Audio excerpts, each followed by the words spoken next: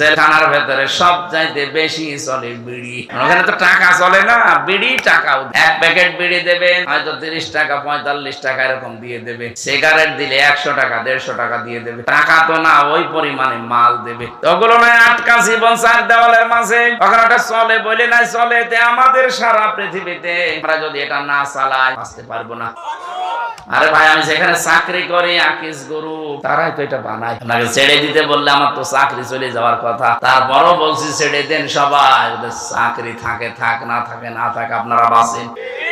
যতগুলো অপচয় হয় বিড়ির মাধ্যমে, শরীরের ক্ষতি, টাকার ক্ষতি। 22,500 কোটি টাকা একটা জরিপ দেখলাম, শুধু মানুষ ধোঁয়া দিয়ে উড়িয়ে দিচ্ছে। এই কাজটা আপনার মন ডেকে বলবে যেটা খারাপ, এরপরও অনেকে খায় আর বলে আমার টেনশন দূর করার জন্য। বিড়ি খেলে টেনশন আরো বাড়বে, কারণ জিনিসপত্র তো নষ্ট হয়ে যাচ্ছে। কথা বলে না কেন?